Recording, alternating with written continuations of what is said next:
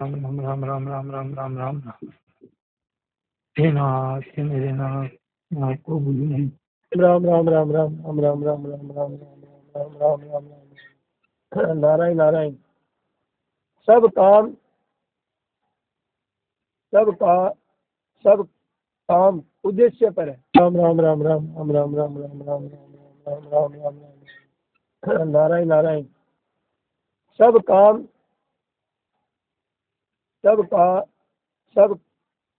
उद्देश्य पर है। कोई भी काम करते हैं हम उद्देश्य के ऊपर है सब। इसमें पीछे उद्देश्य है कि अब हमें ये काम करना है, कि अब हमें ये काम करना है। सब काम उद्देश्य के ऊपर है कि हमें ये काम करना है। उससे क्या होता है कि फिर उसमें सुगमता हो जाती है उस काम में। जैसे हमें पाठ में जाना है, पहले हमने ये निश्चय किया, फिर वो पक्का हुआ, फिर एकदम पक्का हो गया, फिर टिकट बना ली, फिर पहुंच गए। तो पहले हमारा एक ध्येय बना, तो वो काम हमें आना सुगम हो गया। अब उद्देश्य बनाए नहीं और निकल गए।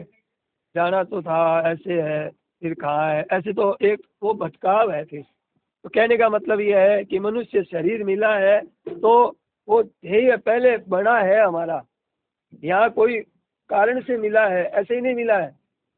भगवान ने ये कोई मनुष्य शरीर दिया है, ये इसमें कोई इसका बहुत बड़ा ध्येय है भगवान का देने का, और हमारा भी ध्येय है। ये मानव शरीर दिया है सदा के लिए सुखी हो जाए। भगवान भी यही चाहते हैं और संत महात्मा भी यही चाहते हैं, और हमारा ध्येय भी यही है। और ऐसा हो कि हमारे कभी भी दुख ना हो, कभी दुख हो ही नहीं हमारे, तो महान आनंद की प्राप्ति हो जाए हम सबको। इसी उद्देश्य से ये आयोजन हो रहा है, इसी उद्देश्य से भवन बनाया है, इसी उद्देश्य से हम लोग यहाँ आना हुआ है कि हमारे को दुखों से पीछा छूट जाए, कभी दुख आए ही नहीं। ऐसे लाभ के लिए ये हमारे को मनुष्य शरीर दिया है भगवान ने, और काम के लिए नहीं, केवल इसी काम के लिए दिया है। सत्संग करने का ये समारोह है, ये रामायण जी का पाठ है, रामचरितमानस की रचना है, जो भी है सब हमारे उस ध्येय को पूरा करने में सहायक है। सब जीवों का कल्याण हो जाए, तो सबका कल्याण हो, सबका कल्याण हो। तो वे इसी बात के लिए हम लोग बैठे हैं, हम लोग भी चर्चा करते हैं, तो भाई इसी बात के लिए है।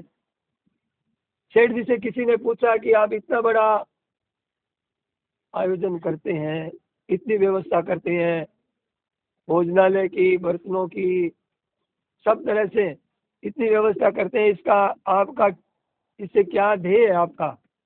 तो उन्होंने ये कहा कि मुझे एक वो आनंद मिला है, वो आनंद मिला है, और मेरे ये समझ में आ रहा है कि वो आनंद हम मनुष्य मात्र को मिल सकता है, वो आनंद मनुष्य मात्र को मिल सकता है। तो मेरा है कि सबको इतना खाना पीने का सामान तैयार करते हैं, आटा है, दाल है, इतने कमरे बनाए हैं, ऐसे हजारों आदमियों के लिए 2-3 दिन भी मतलब है कि कोई ऐसा कार्यक्रम होता है, कोई ब्याह शादी होता है, तो हम लोग कितने, यहाँ तो 2 महीने का 3 महीने का कार्यक्रम अब तो साल भर ही चलता है। ये तो पेड़ लगाया हुआ है तो फलित हो रहा है ये तो इतना आप परिश्रम करते हैं, इतना इसका सामान इकट्ठा करते हैं। अब ये क्यों करते हैं, पूछा किसी ने, उन्होंने उत्तर दिया कि एक पारमार्थिक, एक बड़ी भारी बात है, एक पारमार्थिक, जिसमें दुख आए ही नहीं, कभी आएगा ही नहीं, कल्पों तक दुख नहीं आएगा, ये बीत जाएंगे, कभी आने की संभावना नहीं है।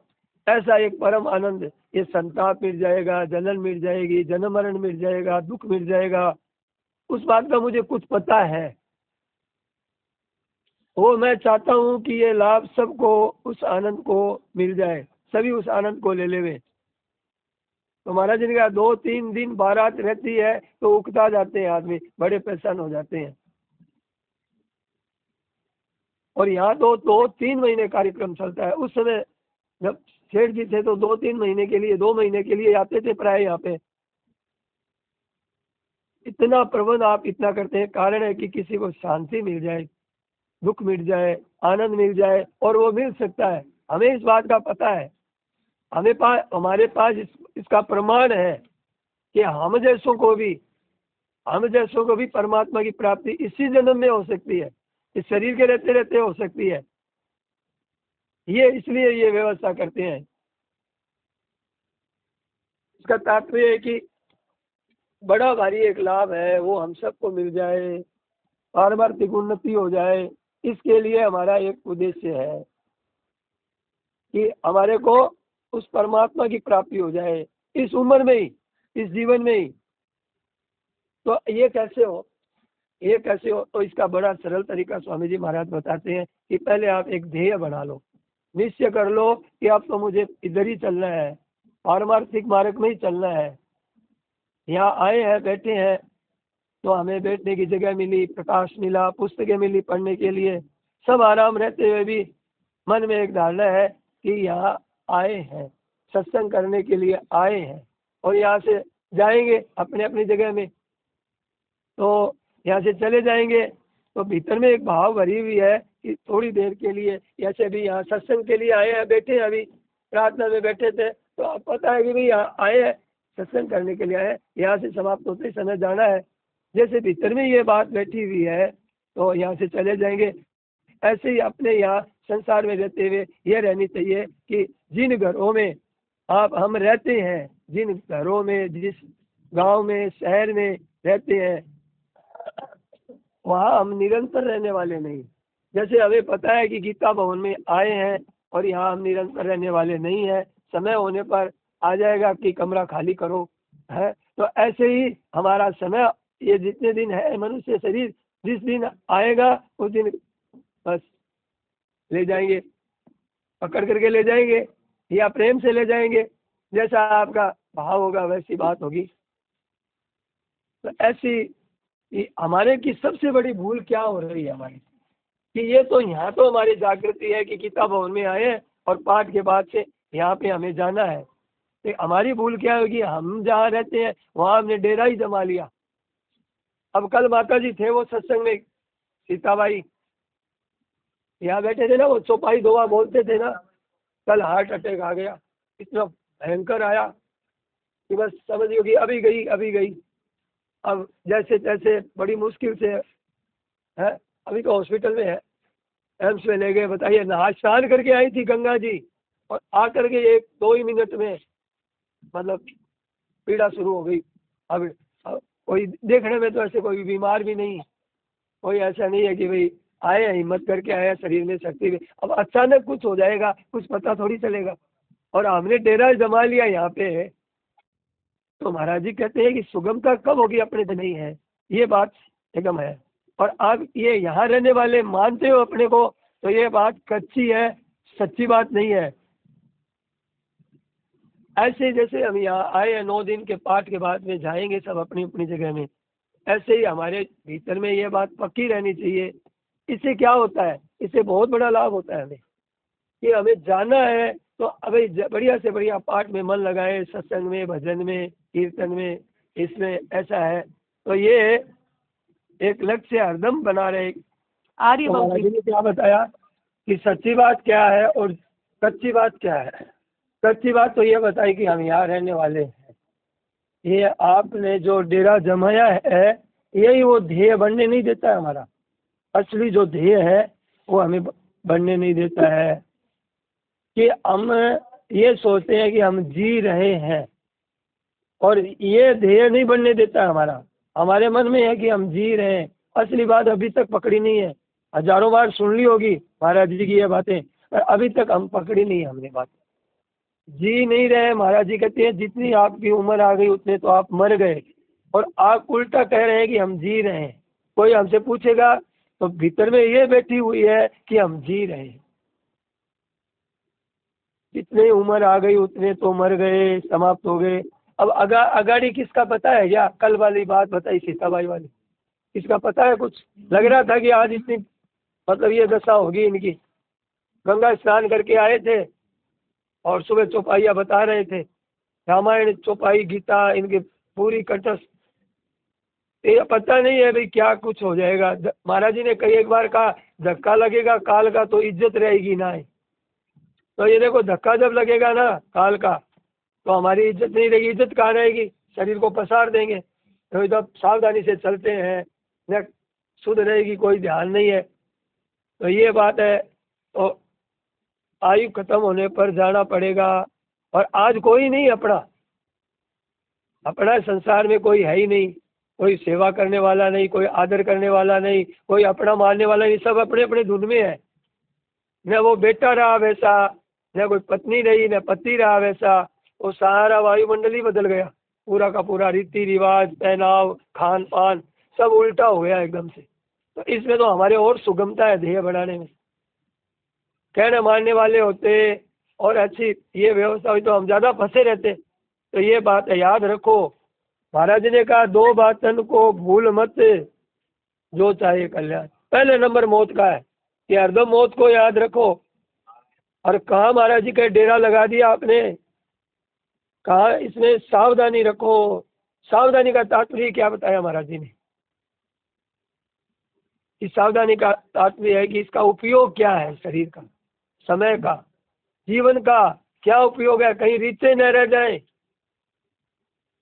उपयोग क्या है? तो ये 2 बात बताई है कि इसका अर्थ क्या हुआ। एक तो सावधानी रखो, 2 बातों की सावधानी।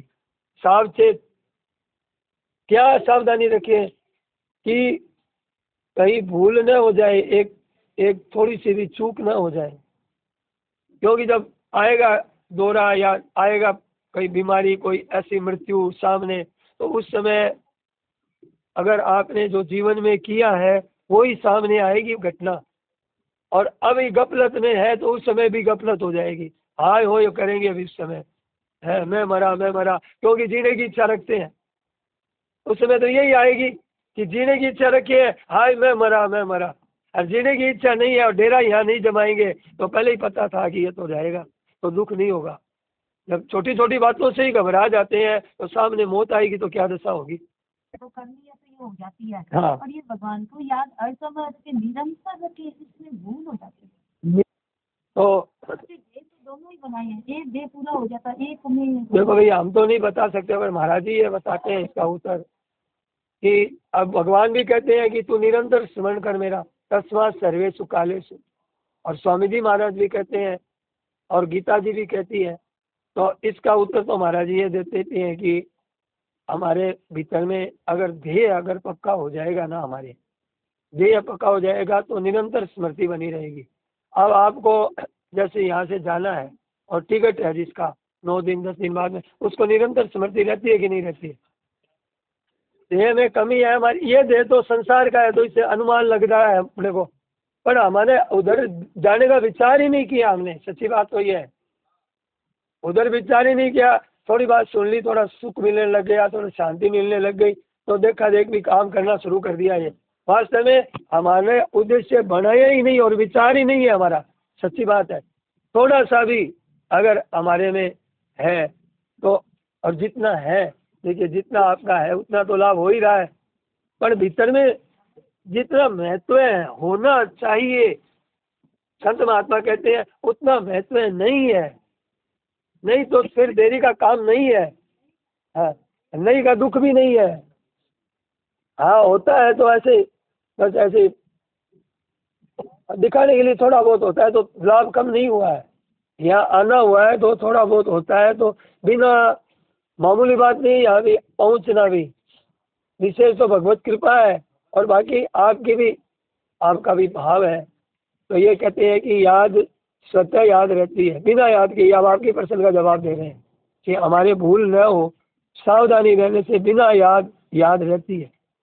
ऐसे आपको याद नहीं है कि यहाँ से जाना है, बिना याद रहे स्वतः याद रहती है।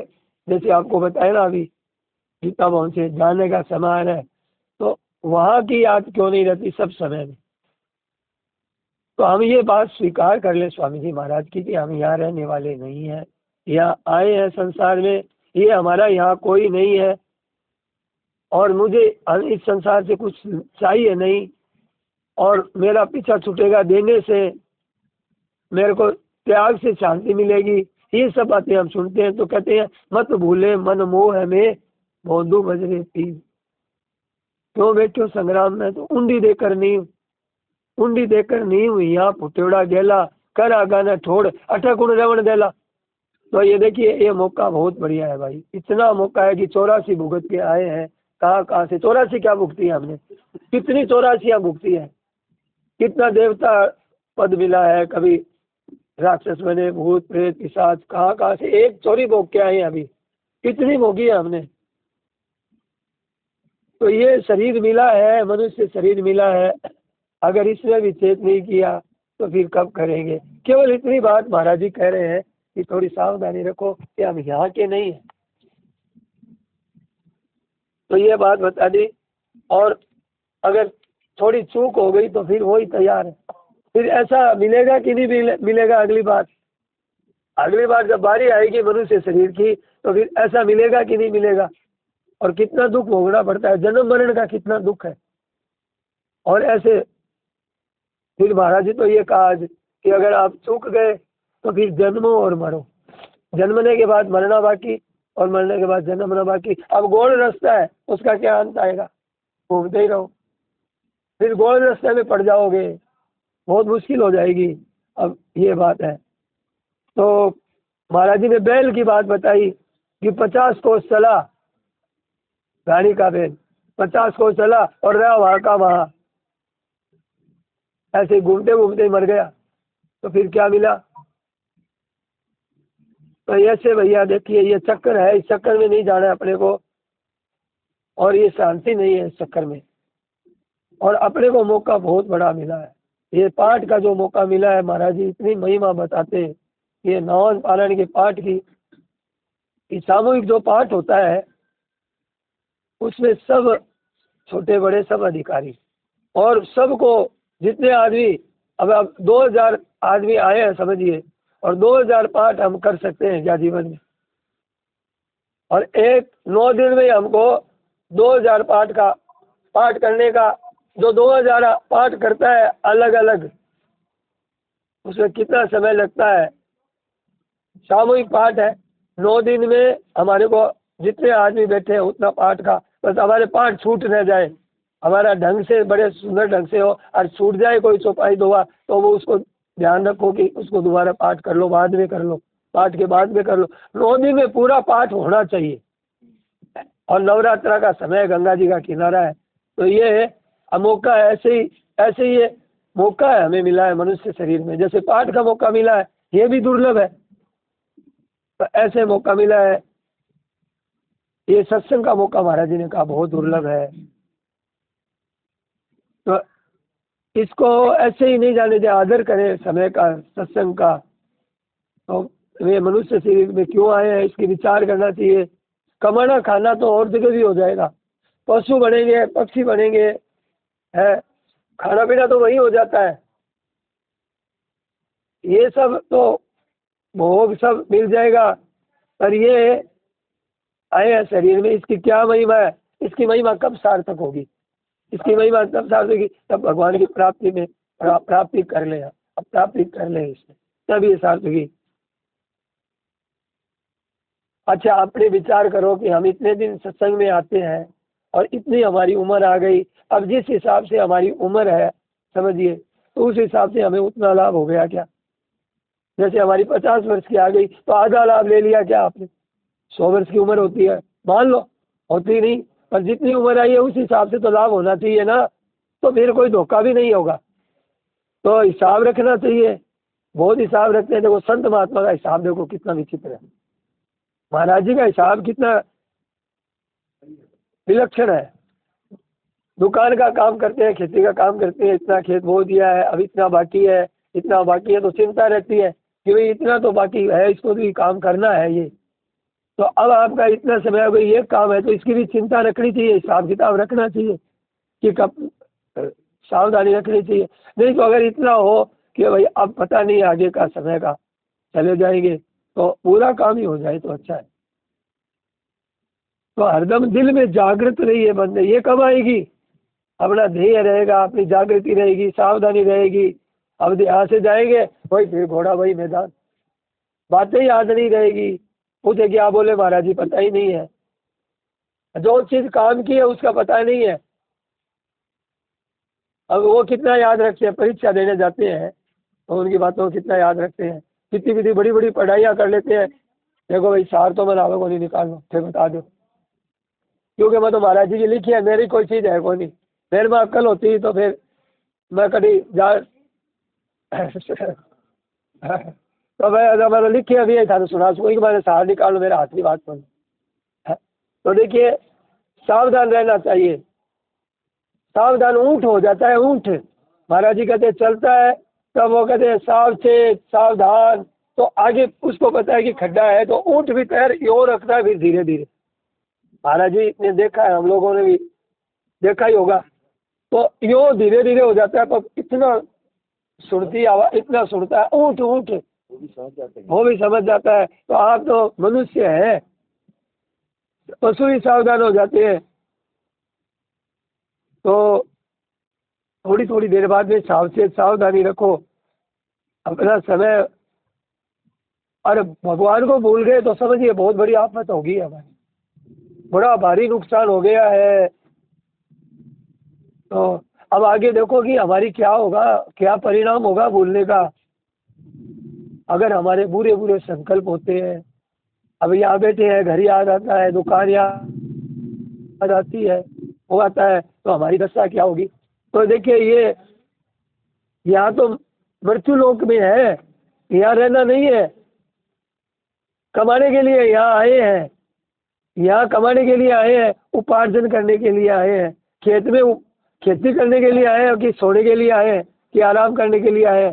तो ये मनुष्य जीवन केवल केवल इधर भी लगने के लिए, पारमार्थिक उन्नति के लिए, भगवान का नाम है, जप है, कीर्तन है, और ऐसी हमारे से सेवा होती रहे, सबकी सेवा हो, सबका कल्याण कैसे हो, ऐसी बात अपने ख्याल लेनी चाहिए। नहीं तो भैया समय निकल जाएगा हाथ से, फिर कुछ नहीं होगा। कोई कौन देगा साथ बताओ? हमारे जब समय ही निकल जाएगा तो हमारा साथ देगा कौन? अब आप सोचिए कि कितना समय चला गया और चला जा रहा है और अगाड़ी का कुछ पता नहीं है, तेजी से जाता है। कैसी कैसी दवाइयाँ लेनी पड़ती है, कैसे कैसे हॉस्पिटल देखा है, कैसी भयंकर दशा है। एकदम आदमी को पता ही नहीं कैसे पकड़ा जाता है आदमी। तो महाराज जी कहते हैं कि धक्का लगेगा काल का तो इज्जत रहेगी ना। कबीरा मेरी सब सजी, मकान बना लिया, बेटी का बेटा का ब्याह कर दिया, वाह वाह हो गई, ऐसे इतना जमा कर दिया, बहुत देश विदेश में नाम हो गया। कबीरा मेरी सब सजी, मेरी सब सज गई, पर जब उस समय नहीं सजेगी है, एक ही मनमानी धक्का लगेगा काल का, तब इज्जत रहेगी ना। बस क्या दशा होती है तो पता नहीं है।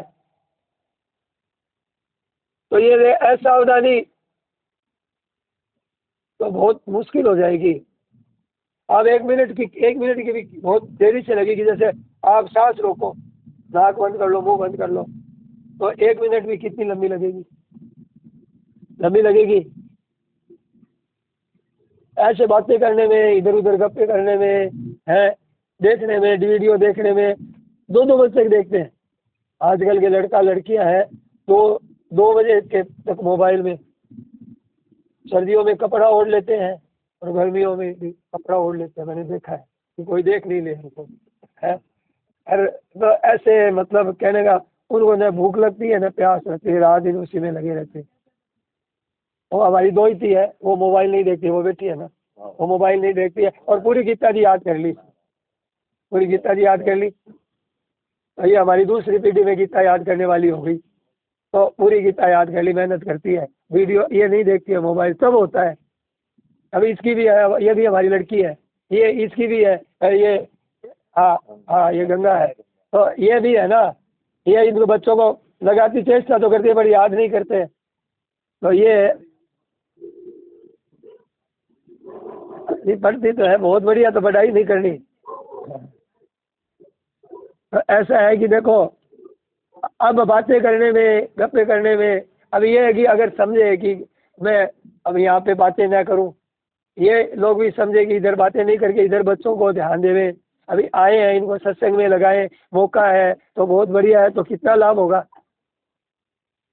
तो ये बात है। तो ये मनुष्य बड़ी कीमती समय है, भगवान के दर्शन हो जाए, भगवान के चरणों में प्रेम हो जाए। लेकिन ये वो भी चाय वगैरह नहीं पीती है, कॉफ़ी वगैरह ये भी नहीं पीती है, चाय कॉफ़ी नहीं पीती है। तो ये कोई नहीं पीता है हमारे। और जो तो ऐसा है कि ये भी एक बहुत बढ़िया चीज़ है। तो क्या है, कॉफ़ी भी खराब ही है, कॉफ़ी तो और ज़्यादा खराब है। तो देखिए ये मतलब है, शरीर है ये, क्या है महाराज जी ने कहा, ये मनुष्य शरीर है ना, ये देवताओं के लिए भी दुर्लभ है। जो चीज़ हमें मिली है देवताओं के दुर्लभ है, मनुष्य देह क्षण भंगुर है। और एक एक शब्द महाराज जी की ऋचाएँ हैं, वेदों की ऋचाओं से बढ़ करके है। तो ये कुछ पता नहीं है, महाराज जी बार बार चेता रहे हैं, पीछे लगे हुए हैं महाराज जी, हमारे साथ रहते हैं। ये बातें नहीं सुनेंगे तो हमारे को मर जाएंगे हम लोग तो। हाँ, तो इसका मतलब क्या हुआ कि हम तो नहीं चाहते हैं पर महाराज जी पीछे पड़े हैं। हाँ, तो ये देखो, तो महाराज जी देखते हैं कि अब इसका उठा है, रात भर सोया है, इसका दिमाग तन मन स्वस्थ है, तो इस समय इसको बातें बता दो। तो 5-4 बजे ही शुरू हो जाता है महाराज जी की वाणी। तो हमारे पर कृपा की कोई वर्षा हो रही है। तो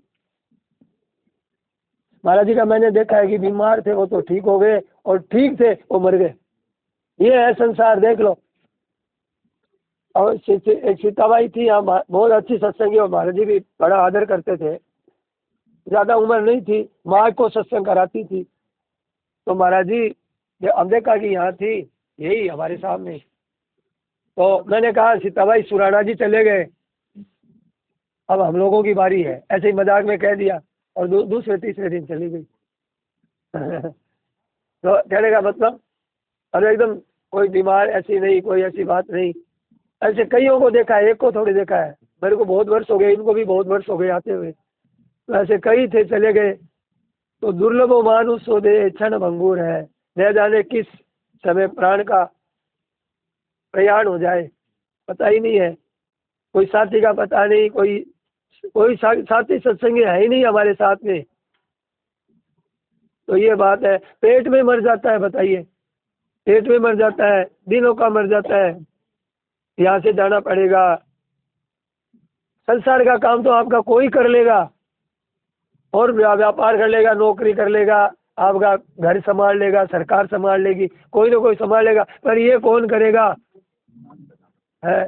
पंडित से पूजा तो करवा लोगे, भोजन पंडित कर देगा क्या आपके बदले में?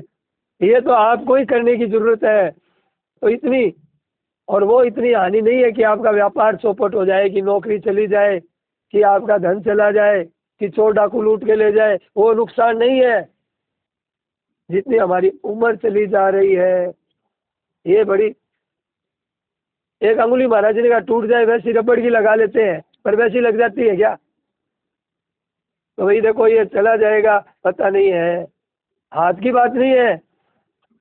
तो ऐसे क्या पता अगाड़ी कहाँ जाएंगे, यहाँ से जाएंगे तो अगाड़ी कहाँ जाएंगे, ठोर ठिकाना तो किया नहीं, भगवान से प्रेम किया नहीं, भजन कीर्तन किया नहीं, सत्संग किया नहीं, ध्यान दिया नहीं, इधर में परिवार में ही मोह लगाया, उन्हीं में राजी हुए, इन्हीं को। तो ये क्या होगा, ऐसी मौका ऐसा मिलेगा नहीं, करोगे ऐसा मिलेगा क्या, ऐसा मौका जल्दी करो, महाराज जी ने कहा।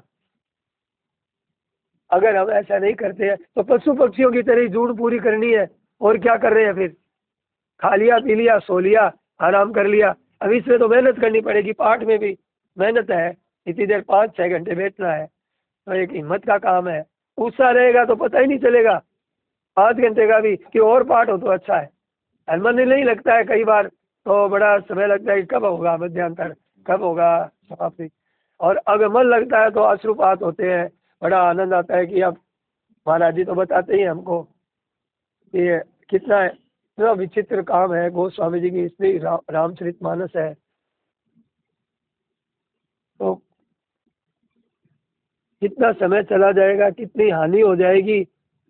सा हानि तद मत छिद्रम, ऐसी मतलब है कि सा तो ये जब ये न मुहूर्तम क्षणम वापी वासुदेव न चिंतित, एक क्षण भी चला गया वासुदेव के भगवान की याद के बिना तो हमारा बड़ा भारी नुकसान हो गया, बड़ी भारी गलती हो गई, बड़ा अफसोस होना चाहिए उस बात का।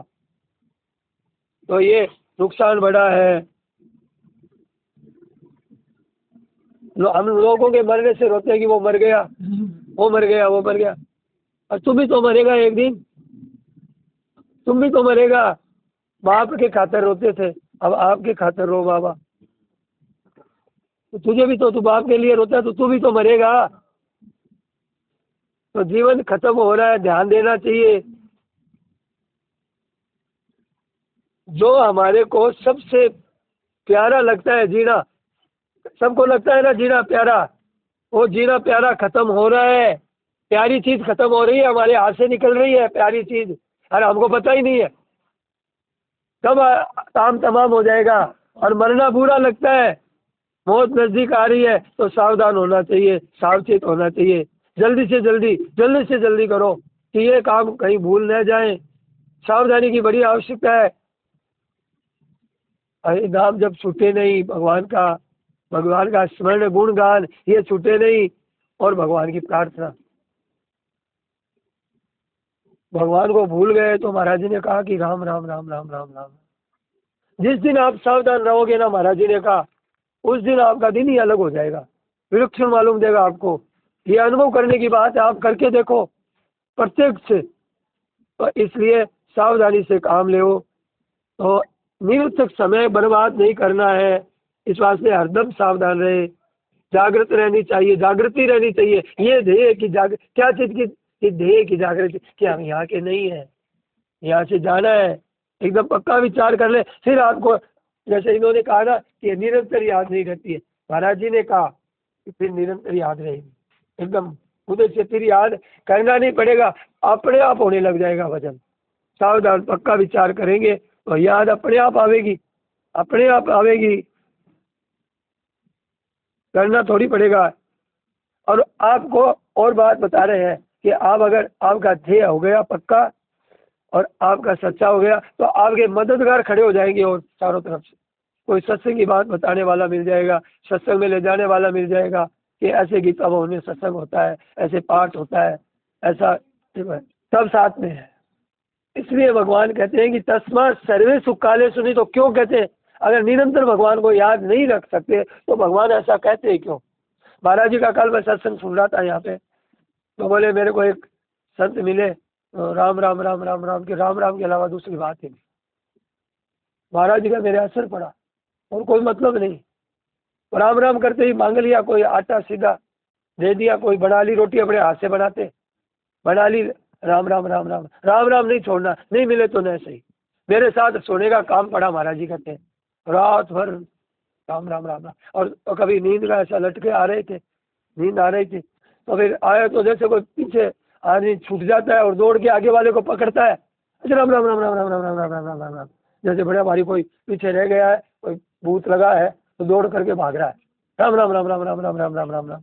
तो ऐसे मददगार हमने देखे हैं। वाचिक लेना चाहिए, वाचिक मानसिक में भूल होती है, महाराज जी कहते हैं वाचिक जीभ हिलती रहनी चाहिए, ये सबसे बढ़िया है, इससे भूल नहीं होगी। अब अमानसिक करेंगे तो मन कहाँ ले जाएगा पता ही नहीं चलेगा आपका। तो बोले जीभ हिलाने से लोग समझते हैं कि ये तो देखो नाम जब आ गया बड़ा भगत, के कहने दो लोगों को कहने दे कि आदत पड़ गई है, क्या करें भैया, छूटती नहीं, क्षमा करना, राम राम करने की आदत पड़ गई है, क्या करें, स्वभाव पड़ गया हमारा। गुना की मत देखिए, गुना के चक्कर में हमें ना एक गुना भूल जाएंगे, 100 गुना के चक्कर में एक गुना भूल जाएंगे, जो पहली लाइन में ही गलती हो जाएगी, समय बर्बाद नहीं होगा। तस्मात् सर्वे सुखालेषु, अपने श्रवण करो अर्जुन से, अर्जुन के सामने युद्ध जैसे घोर, जहाँ गला काटना है वहां भी कह रहे हैं कि तू मेरा स्मरण कर सकता है, चैलेंज करते हैं भगवान। इतनी बढ़िया विलक्षण बातें हैं महाराज जी की, अर्ज कर दी है महापुरुष ने। तो और अपना कर्तव्य करो, जो सामने वो तो कम आता है, सब समय में तो हमें भगवान के स्मरण के लिए जीवन मिला है।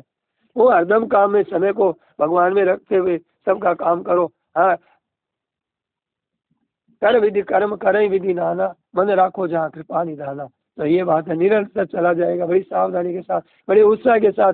साधन में कोई गलती हो जाए तो सत्संग में पूछ लो, कोई भाई बहन से पूछ लो, कोई भाई कोई आती है समझ लो, कोई समझ में नहीं आई है तो सावधान रहो, तत्परता से जल्दी से चलो। जल्दी जो जिस काम के लिए शुरू किया ना महाराज जी ने, कि जिस काम के लिए मिला है उसी में समाप्ति करें। जिस काम करने के लिए आए वो काम अपना पूरा करना है। अभी हम पाठ के लिए आए तो पाठ में समय बढ़िया मन लगाए कि हमारा अनुष्ठान पूरा हो जाए। तो यह आना सफल है। अभी यहाँ आने के बाद में हमारी तरफ पंचायती शुरू कर दी, पर फायदा क्या हुआ? तो यहाँ मन लगाए, भजन एक नंबर चीज़ है, ये नंबर चीज़ है, ये बहुत बड़ी चीज़ है। तो भैया ये बात है, सबको प्रणाम। पाठ का समय भी है। नारायण नारायण नारायण। महाराज जी तो कहते नींद का भी है ना, नींद का तो महाराज जी कहते हैं 2 घंटे सोते हैं हमारे साथ रहने वाले, उसमें भी है ना उनके नींद में भगवान नाम स्मरण होता है। हाँ बढ़िया, ये बात बढ़िया, सबसे बढ़िया बात ये बात महाराज जी की है। आराम का नाम ही निकाल लीजिए। राम में आराम है, आराम में आराम नहीं है।